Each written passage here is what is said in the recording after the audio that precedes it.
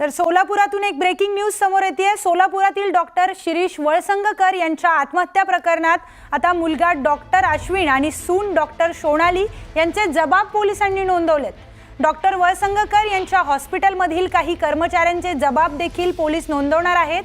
तर आरोपी मनीषा मुसळे मानेची देखील वरिष्ठ अधिकाऱ्यांकडून चौकशी सुरू झाली आहे। न्यूज 18 लोकमतला सूत्रांची माहिती मिळाली आहे। फिर्यादीचे जबाबमध्ये अनेक नवीन गोष्टींचा खुलासा या संदर्भात झालाय। सूत्रांच्या माहितीनुसार डॉक्टर शिरीष वळसंगकर यांनी काही वर्षांपूर्वीच आपल्या हॉस्पिटलची पूर्ण सूत्र आपला मुलगा डॉक्टर अश्विन आणि आपली सून सोनाली यांच्याकडे सोपवली होती। या संदर्भातील अधिक माहिती आपले प्रतिनिधी प्रीतम पंडित यांच्याकडून घेऊयात। प्रीतम, या संदर्भात अनेक नवीन खुलासे होत आहेत, काय अधिकची माहिती? नक्कीच प्रियंका, पाहायला गेलं तर डॉक्टर शिरीष वळसंगकर यांच्या आत्महत्ये प्रकरणात रोज अनेक खुलासे होताना आपल्याला या ठिकाणी दिसत आहे।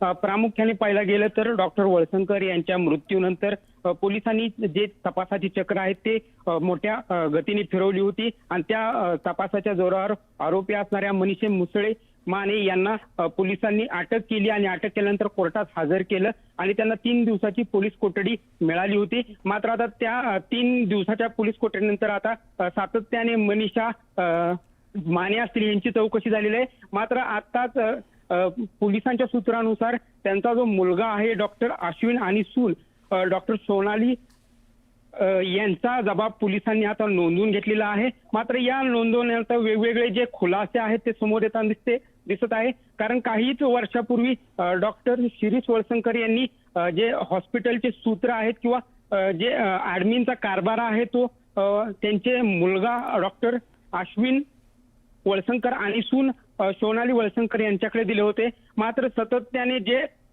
हॉस्पिटलचे जे कारभार आहे तो मोठ्या प्रमाणावर वाढल्यामुळे डॉक्टर अश्विन आणि डॉक्टर जी सून आहे त्यांची सोनाली यांच्यामध्ये मोठा तणाव होता। मात्र हे काम करत असताना जानेवारी 2025 रोजी डॉक्टर वळसंगकर यांनी ही समस्या सोडवण्यासाठी स्वतः सूत्र वळसंग हॉस्पिटलचे जे सूत्र आहेत ते स्वतःच्या हाती घेतले होते आणि त्यानंतर त्यांनी गेल्या 4 महिन्यापासून हा कारभार पाहण्यास सुरुवात केला होता। मात्र प्रशासक अधिकारी म्हणून काम करणाऱ्या मनीषा मुसळे माने यांच्याकडे त्या बाबतीत ज्या गैरव्यवहार करत होते ते गैरव्यवहार सातत्याने पुढे येताना दिसले। त्यामुळे मनीषा माने यांचे जे काही अधिकार होते ते कमी करण्याचं काम डॉक्टर शिरीष वळसंगकर यांनी केलेलं होतं असं पोलीस सूत्रांनी माहिती दिलेली आहे। असं असलं तरी मात्र यामध्ये आता कशा पद्धतीने हे गैरव्यवहार झालेले आहेत की गैरव्यवहाराची कुठली पद्धत मनीषा माने यांनी त्यावेळेस वापरली होती आणि अशामुळे कमी केल्यामुळे कुठेतरी डॉक्टर वळसंगकर यांना ब्लॅकमेल किंवा जी तणाव आणण्याचं काम मनीषा माने यांनी केलेलं आपल्याला या ठिकाणी दिसत आहे। नक्कीच प्रीतम, या संदर्भात अनेक खुलासे अनेक धक्कादायक गोष्टी समोर येत आहेत। या संदर्भातले अधिक अपडेट तुमच्याकडून घेत राहणार आहोत तुर्तास। धन्यवाद प्रीतम, आपण दिलेल्या माहितीसाठी।